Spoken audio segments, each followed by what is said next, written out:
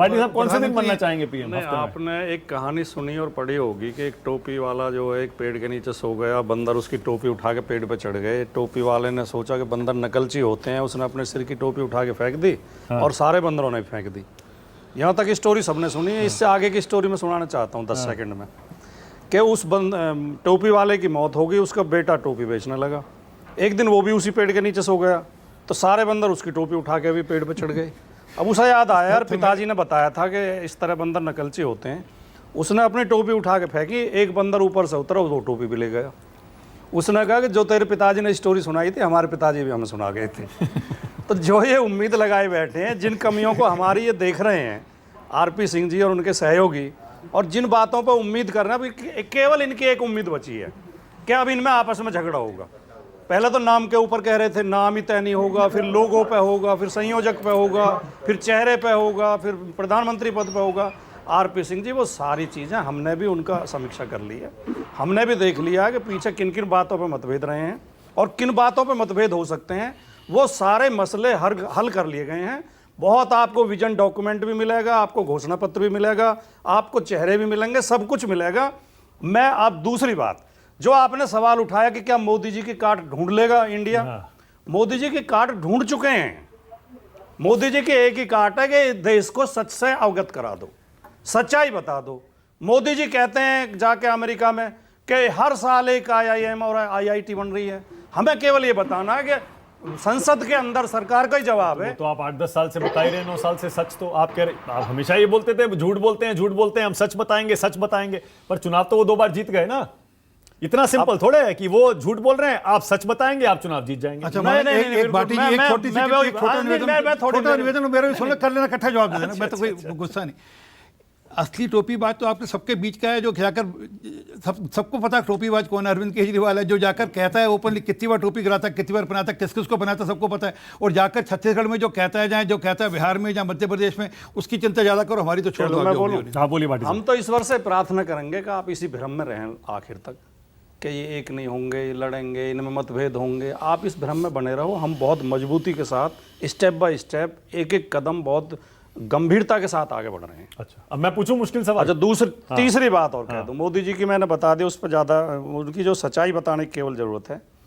अब जो total party India में हैं 26 पार्टी हैं, 26 पार्टियों के लोकसभा में 143 सदस्य हैं, लेकिन विधायक हमारे 1934 हैं पूरे देश में जो इंडिया की पार्टी हैं, और एनडीए की पार्टियों के विधायक हैं 1745।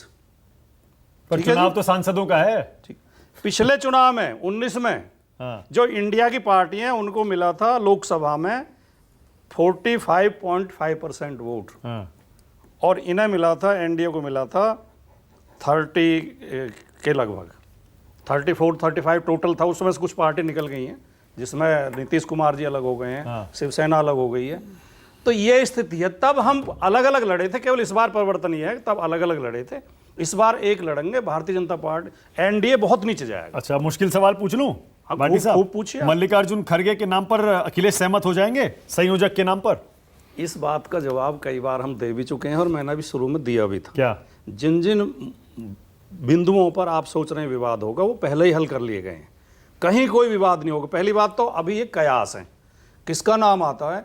कल भी मुझसे एक डिबेट में पूछा गया कि अगर राहुल गांधी का नाम प्रधानमंत्री के पद के लिए आया, आपकी पार्टी क्या करेगी?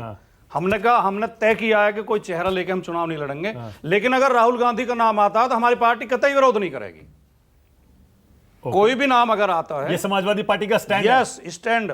हमारे अध्यक्ष जी कह चुके कि मैं प्रधानमंत्री पद की दौड़ में इस बार नहीं हूं, और हम बड़ा कहा था ये बयान उन्होंने? बड़ा दिल दिखाया। कब दिखाया था ये? कब कहा था ये? अभी 6 महीने पहले कह दिया था उन्होंने। अरे उसके बाद से चर्चा इतनी बार चल रही। आपके नेता प्रवक्ता हर दिन टीवी पर कहते हैं कि नहीं अखिलेश जी भी रेस में हैं, क्यों नहीं है? मानक जी, नहीं, ये बात सही है कि कांग्रेस के नेता भी कह रहे हैं, राहुल गांधी होंगे, नीतीश जी के नेता भी कह रहे हैं, हमारे नेता कह रहे हैं, क्योंकि कार्यकर्ता तो हर पार्टी कार्यकर्ता चाहता है कि मेरे नेता का नाम आ गया। लेकिन जो हमारे नेता हैं वो तो एक मत हैं, उनमें तो कोई महत्वाकांक्षा नहीं है। वो तो क्लियर कर चुके हैं, नीतीश जी भी क्लियर कर चुके हैं, ममता जी भी कह चुके हैं। अभी पिछले सप्ताह ही ममता जी ने कहा, आपको पता होगा उनका बयान आया था। अच्छा, ठीक है, तो कोई मतभेद नहीं है। अच्छा, अब ये देखिए आशुतोष, छोटा सा उदाहरण जोड़ दूं मैं, सिर्फ छोटा। आपको याद है सपा बसपा साथ जुड़े थे, क्या कॉम्बिनेशन, क्या वोट परमुटेशन कॉम्बिनेशन, क्या परसेंटेज हुई थी? हालत याद चलिए रखना। ठीक है, ओके। कितनी आशुतोष, सीटें कम हुई थी आपकी सपा बसपा के मिलने से? सर आपकी कितनी सीटें यूपी में कम हुई थी? आपकी क्या हालत हुई थी? कम हुई याद थी है? ना? इस बार आपकी तो क्या एक हालत भी थी? नहीं है यूपी में, भाटी अरे साहब। अरे सर क्या हुई थी? बहन जी अलग है इस बार। अभी देखिए आशुतोष, ये देखिए, और मुझे पता है आपसे बेहतर इस सवाल का जवाब कोई नहीं दे सकता इस पैनल में। अरविंद केजरीवाल मानेंगे क्या, वो जो हर स्टेट में अपनी पार्टी का विस्तार करने में लगे हुए हैं, क्या वो मानेंगे?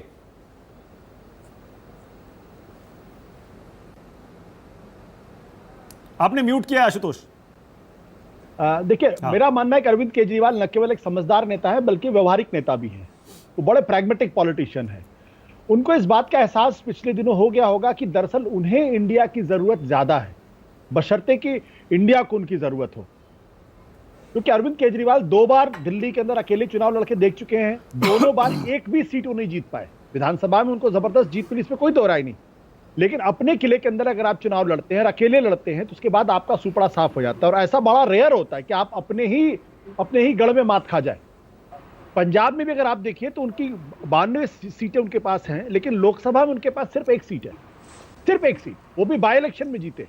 और पिछली बार जो मुख्यमंत्री की सीट थी, संगरूर की सीट, जब 2 महीने के बाद विधानसभा चुनाव के बाद वहां चुनाव लड़े गए तो वहां पे सिमरनजीत सिंह मान जीते, आम आदमी पार्टी नहीं जीती। तो इसका मतलब ये कि राष्ट्रीय स्तर पर आम आदमी पार्टी का जो असर है या प्रभाव है वो बहुत कम है। विधानसभा में जरूर उनको आशातीत सफलता मिलती रही है। तो अगर राष्ट्रीय राजनीति में अगर वो अपनी मुझे नहीं लगता कि वो इस बात को भूल रहे होंगे।